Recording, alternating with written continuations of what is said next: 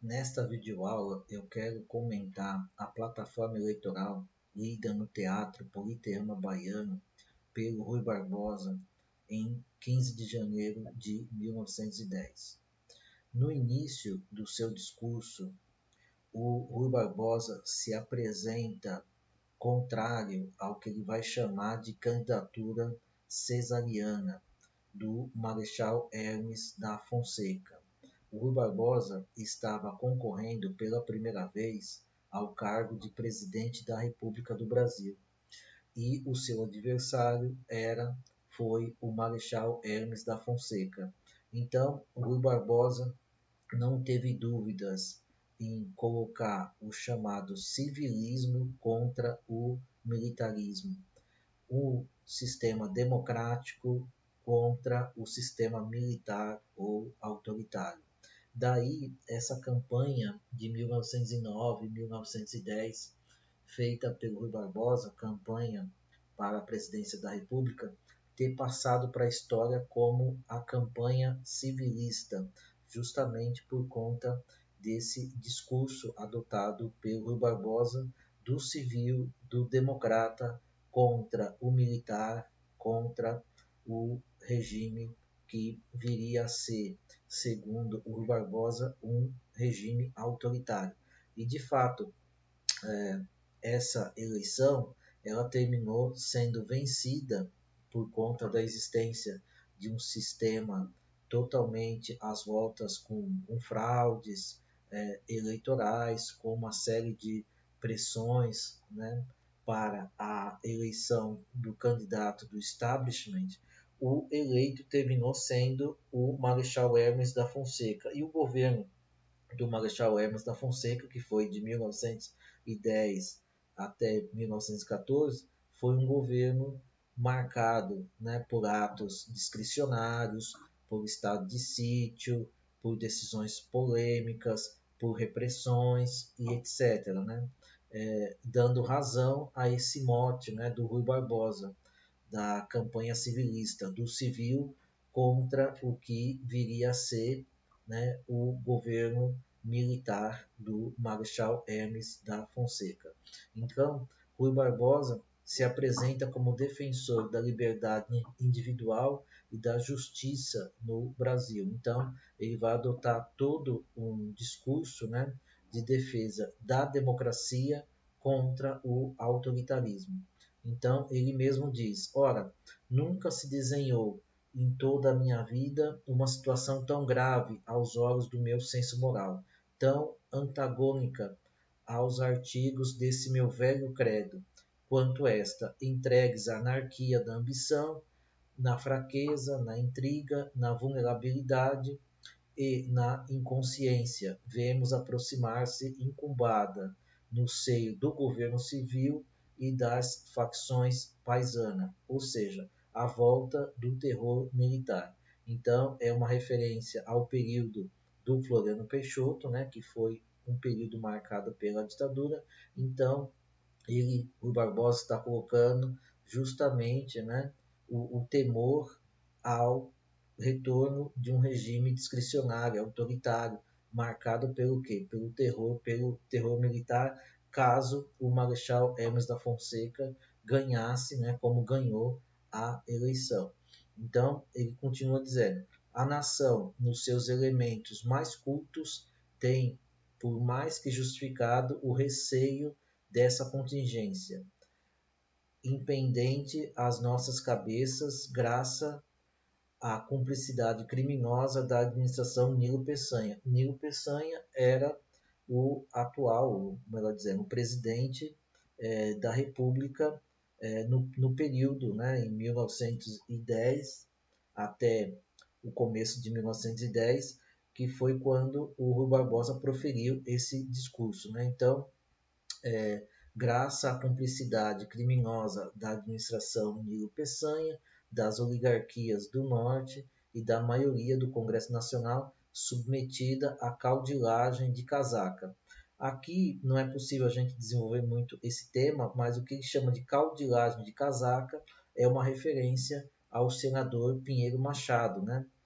Caudilho é um termo mais utilizado, né, na Argentina, no Uruguai e no sul do Brasil, né, que é um termo próximo a ditador. Né? Então, quem seria aqui a caudilagem de casaca? Seria o senador Pinheiro Machado, que foi o principal defensor, patrocinador da candidatura do Marechal Hermes. Então, o Rui Barbosa está dizendo, está ocorrendo uma associação, né, do establishment, né, das elites, né, que usam casacas com os militares, né, patrocinando, levando adiante a candidatura do Marechal Hermes da Fonseca.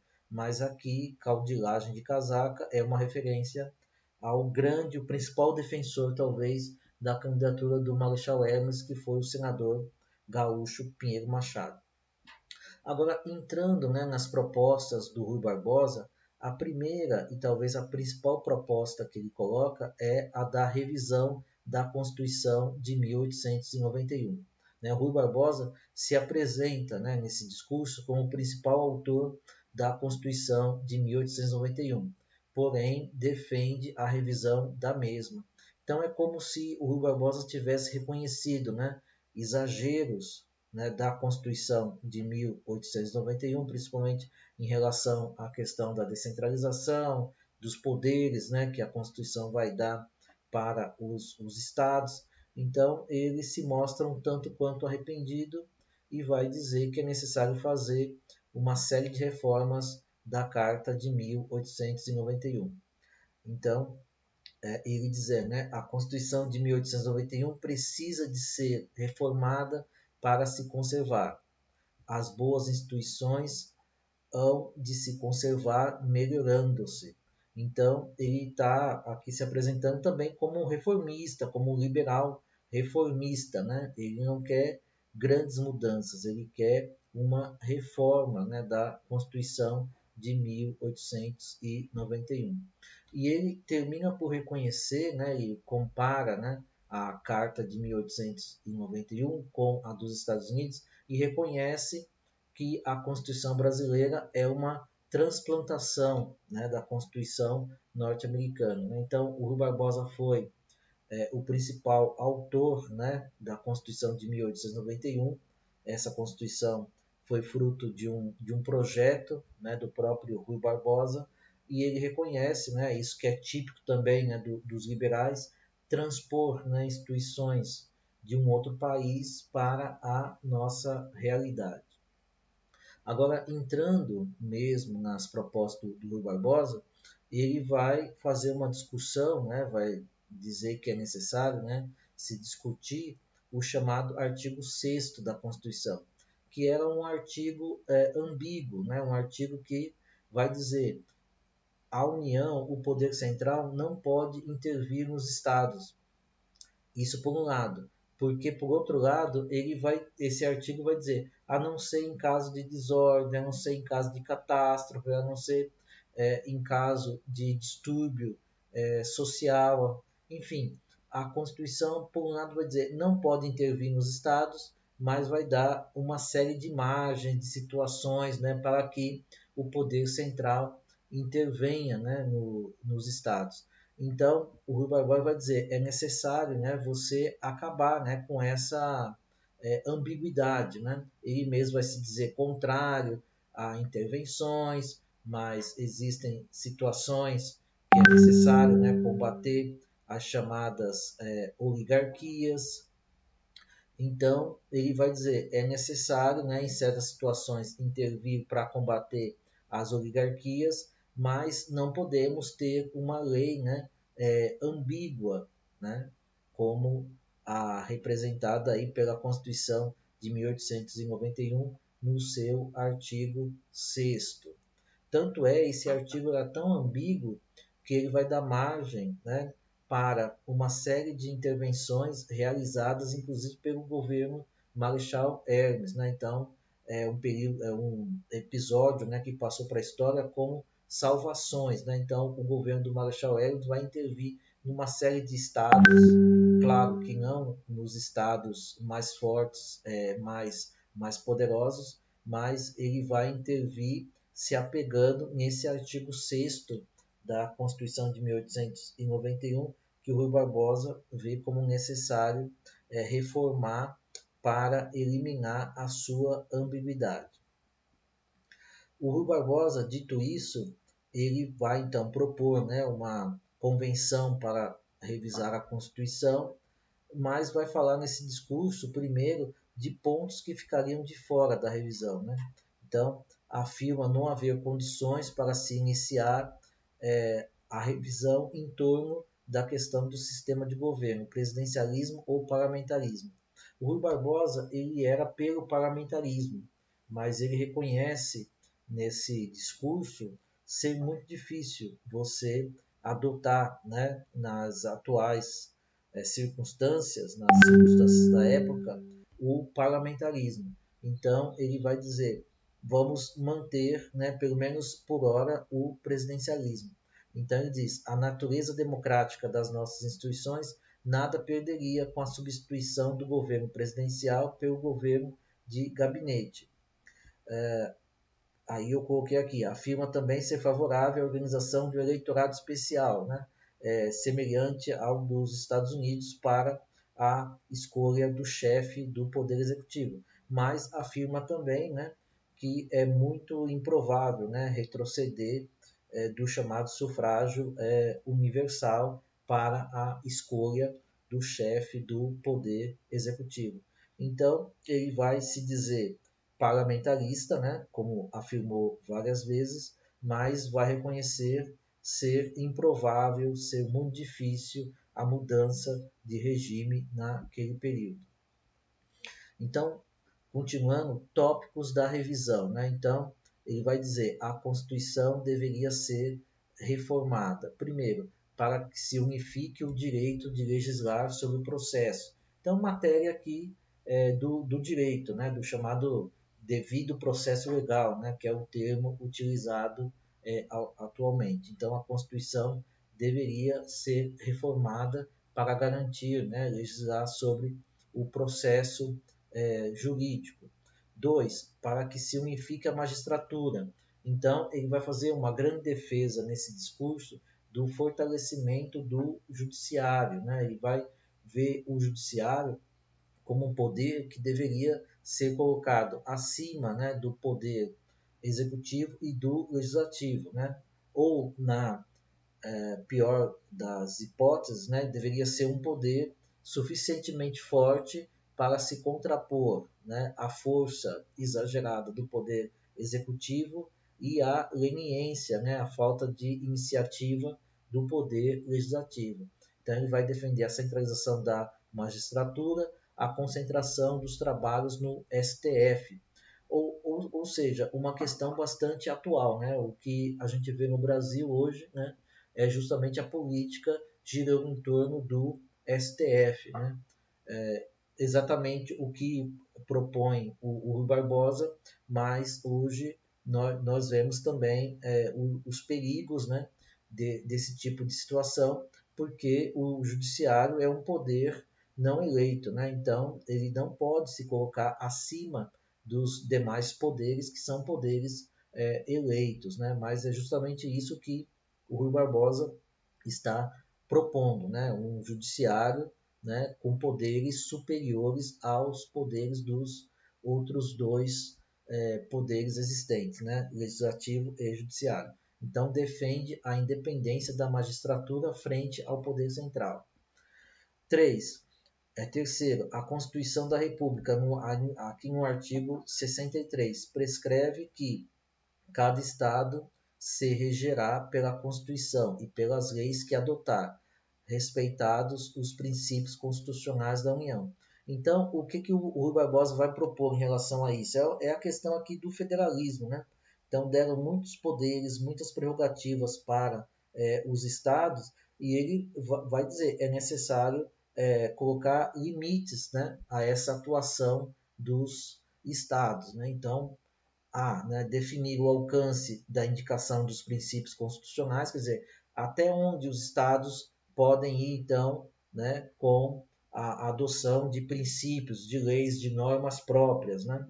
e B, determinar as espécies de sanção aplicável no caso. Enfim, então ele está discutindo aqui, olha, até onde os estados podem ir e se eles transgredirem esses limites, né, quais serão as sanções aplicadas pelo poder central. Né? Então, aqui essa questão, esse ponto gira em torno do federalismo, né? E vai estar dizendo o seguinte: exageramos, né? Que foi algo que inclusive defendeu no passado, exageramos, né? Na questão da descentralização, do federalismo, é necessário corrigir essa matéria.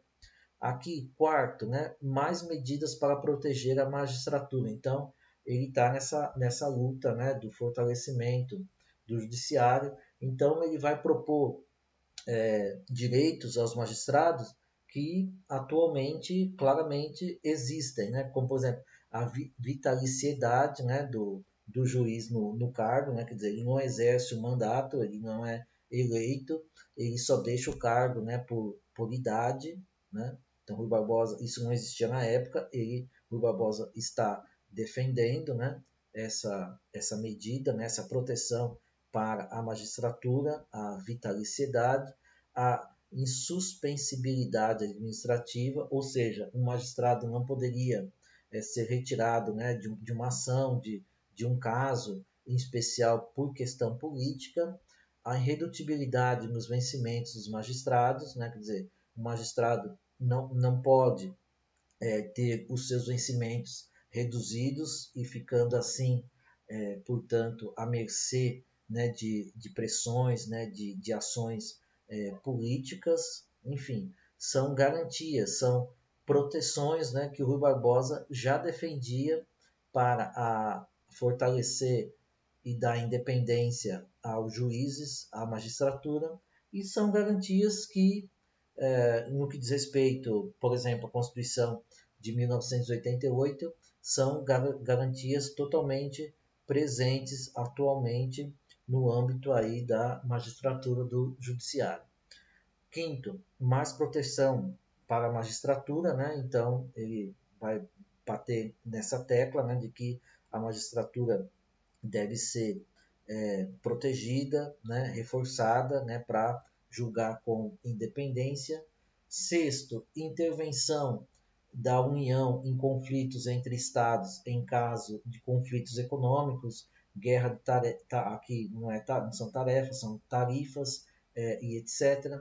Enfim, ficou muito comum a partir dos anos 90 o termo guerra fiscal, que nada mais é do que o Estado no sentido de ente federativo, procurar atrair investimentos, né, para si. Então, para isso, ele reduz os impostos, por exemplo, e atrai empresas para o seu território. Só que, ao fazê-lo, ele pode prejudicar um outro Estado, porque essa medida pode causar a saída de uma empresa de um Estado para um outro Estado.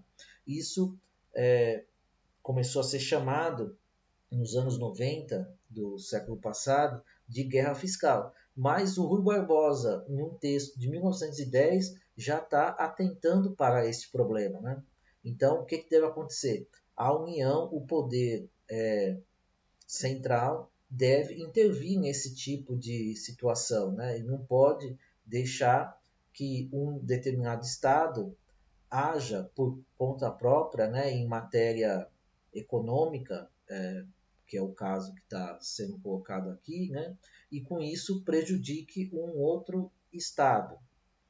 Sétimo, lei do estado de sítio. Então, o Rui Barbosa vai defender uma melhor regulamentação do estado de sítio.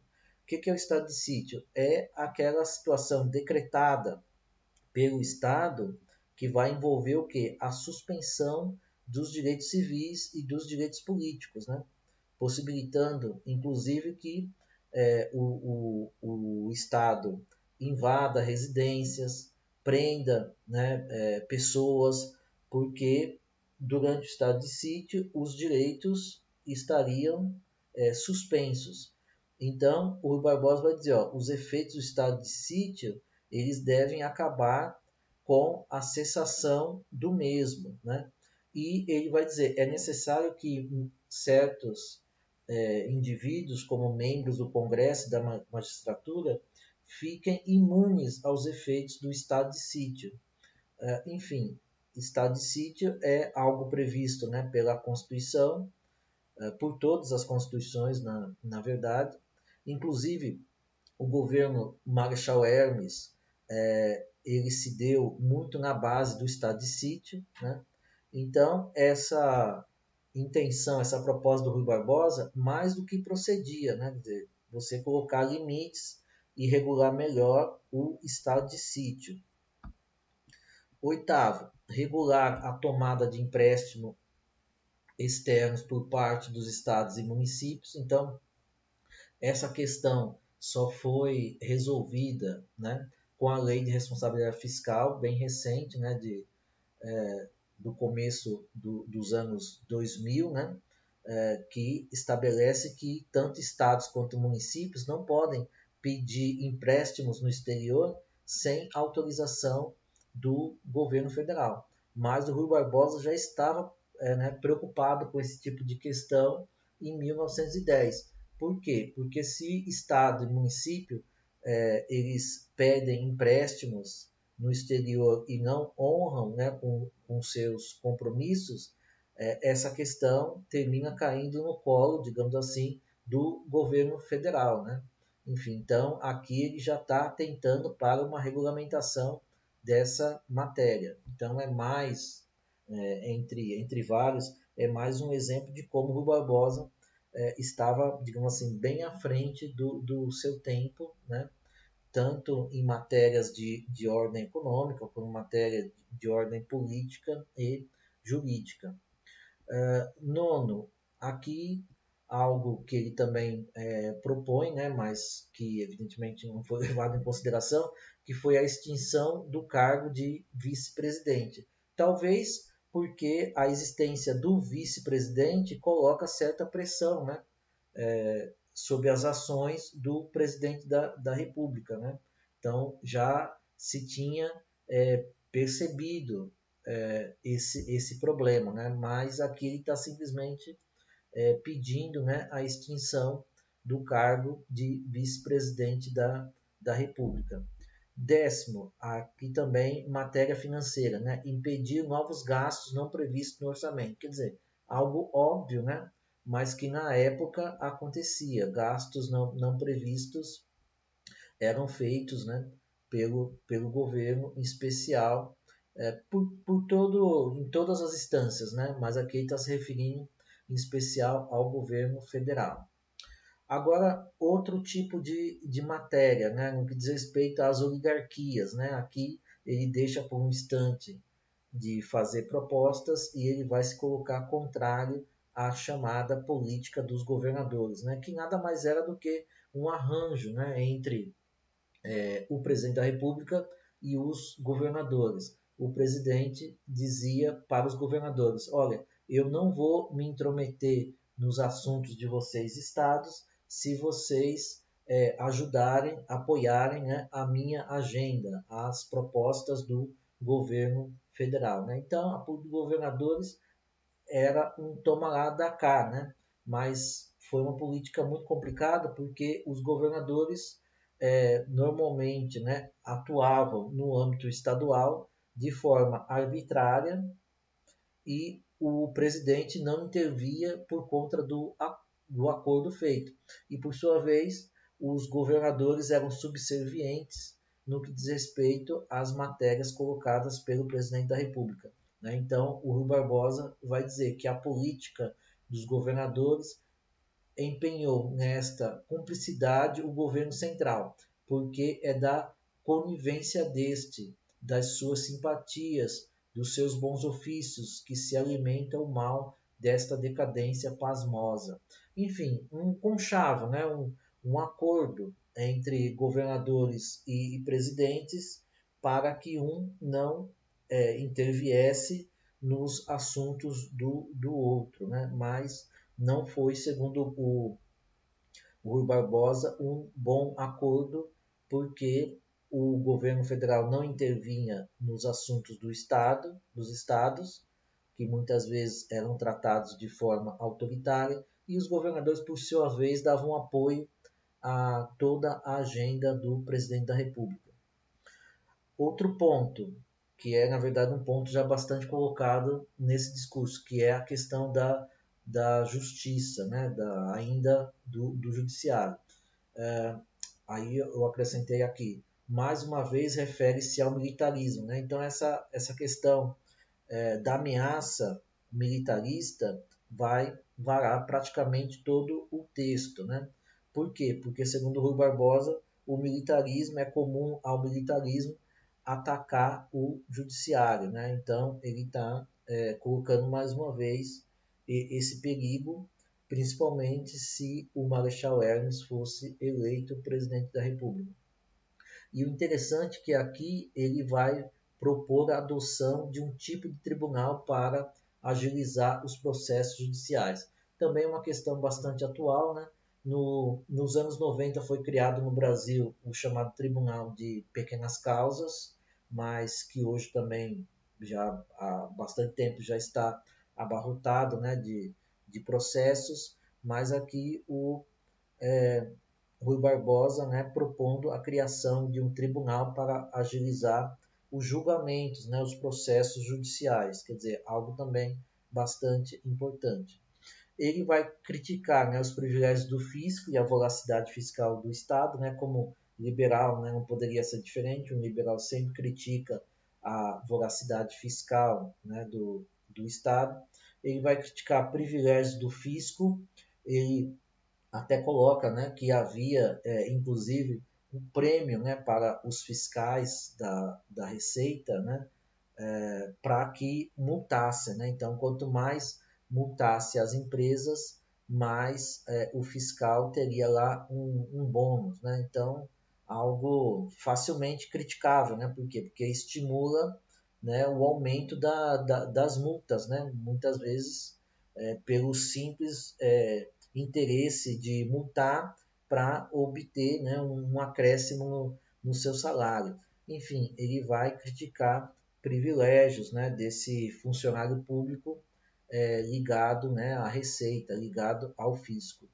Outra questão que ele coloca é a questão em torno do Código Civil. O Rui Barbosa ele vai participar, né, de uma polêmica com o jurista Clóvis Bevilacqua, que é o autor do primeiro Código Civil brasileiro, que é o Código de 1917.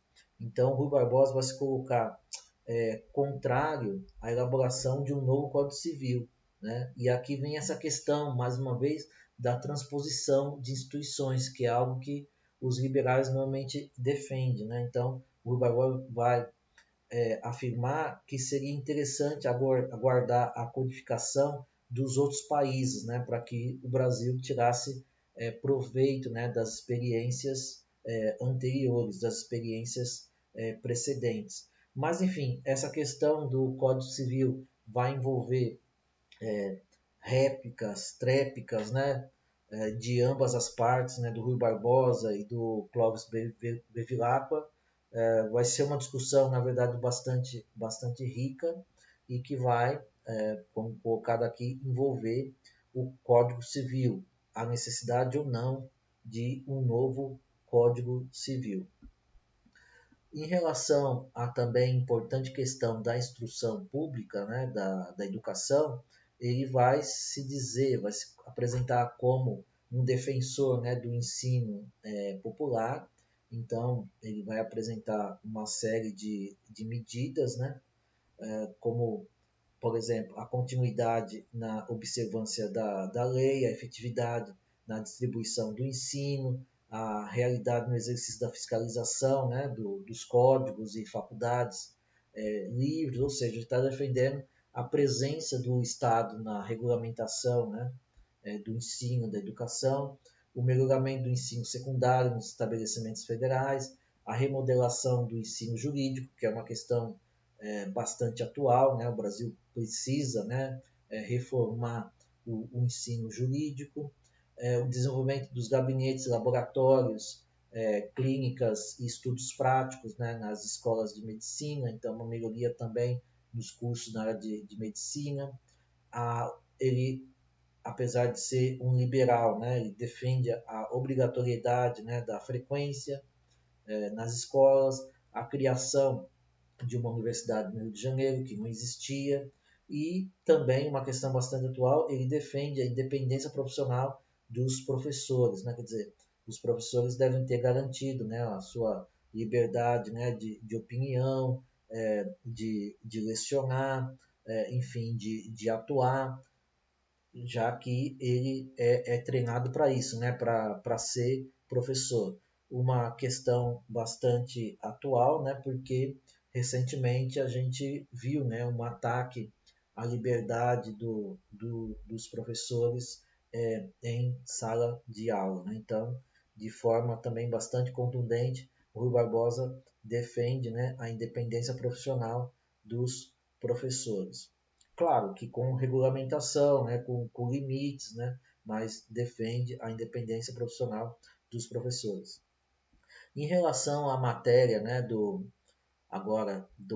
sistema eleitoral, né, o Rui Barbosa também vai defender todo um conjunto, né, de reformas no âmbito eleitoral, né, algo que ele fez durante a vida toda, né, tanto é que a chamada Lei Saraiva, né, que foi uma das primeiras leis que vai regulamentar, né, o sistema eleitoral no Brasil e que vai passar para a história porque ela vai acabar com a chamada eleição indireta e vai proibir, né, o voto do analfabeto.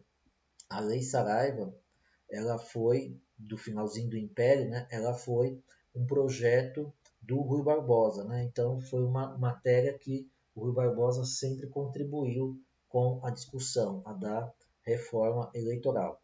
E aqui ele vai falar, né, em três condições fundamentais. Primeiro, assegurar a inviolabilidade ao direito do eleitor, eliminar o voto aberto, né? Na época o voto não era secreto, o eleitor era obrigado a declarar em quem votou, né? Então isso colocava o eleitor como alguém sujeito, né, a arbítrio, até mesmo a violência. Abolir o chamado voto cumulativo, ou seja, na época o eleitor podia votar de 3 a 5 candidatos, né? Então Rui Barbosa está propondo aqui o fim, né, do voto cumulativo, ou seja, uma série de medidas, principalmente para garantir, né, para proteger o eleitor, né, a independência do eleitor para que ele possa escolher com liberdade, exercendo a sua cidadania. Mas a gente sabe que nesse período aqui não havia algo próximo a isso, né? Quer dizer, o eleitor sofria um N número de pressões, né, de violência, né? Tínhamos no campo o chamado voto de cabresto, né, controlado pelos coronéis, e na cidade, né, uma série de violência, né, de capangas, né, contratados, né, por políticos, fraude das atas eleitorais, gente que votava, né, no lugar de pessoas que já tinham falecido, ou seja, uma série de problemas que o Rui Barbosa sempre procurou corrigir através das suas propostas. Bom, eu vou parar por aqui, por enquanto foi uma primeira parte da exposição desse discurso do Rui Barbosa. Eu vou voltar numa segunda parte dessa videoaula para continuar a discutir essa plataforma eleitoral que o Rui Barbosa expôs em janeiro de 1910.